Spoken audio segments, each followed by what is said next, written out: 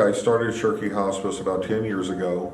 I used to contract with all the major for-profit hospices out of Kansas City. And basically I got tired of them not being here when the patient needed them. Especially in the end when the patient is actually going through the dying process. There's often symptoms that need to be managed and they wouldn't show up. So I naively said, well, I'll just do this myself. And so I started my own hospice. It's a nonprofit, which, all the money, if we make any money, it comes right back and it goes right back into the business. It's not sent to some corporate office somewhere. And, that way I could run it like I thought it should be ran.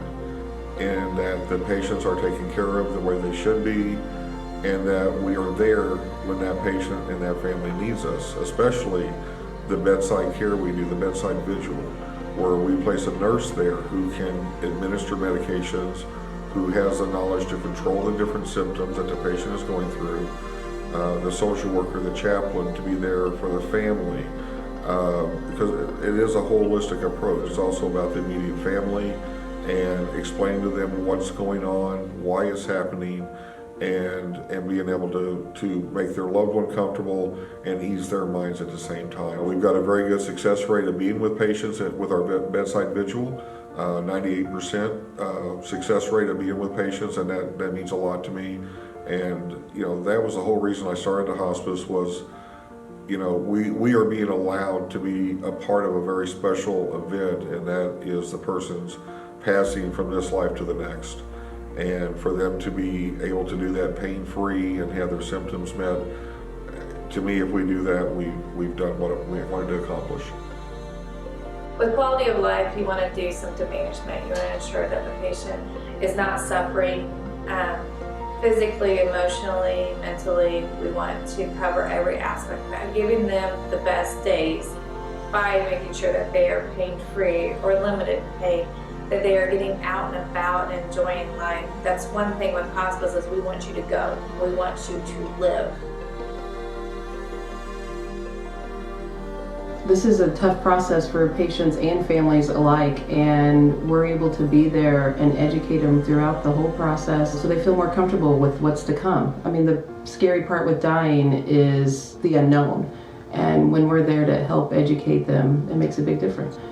I knew nothing about hospice when Mom and Dad went into Shirkey's, and I was led on to this group by Tori Jones, and she educated me on it, and more I got to talking to people. I connected with the hospice group, Bill Purcell, and they helped me along. My dad was doing poorly, and we got him on hospice, and I thought hospice was always the end deal, and they led me to believe, no, that is not the case. He can get better, and if not, you still need hospice. So anyway, we got started there. The group came in. They educated us on it very well. I really liked them all.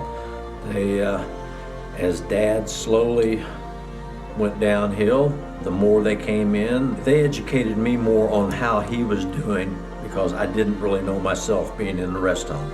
As time went on, more and more of them came in. I got to know them all. They were very, very special people. When my dad first got down on his dying bed, they were there every day. They were with us. They became my family. They really helped out in a whole lot of ways, not just with me and my wife, but with my kids. They were there.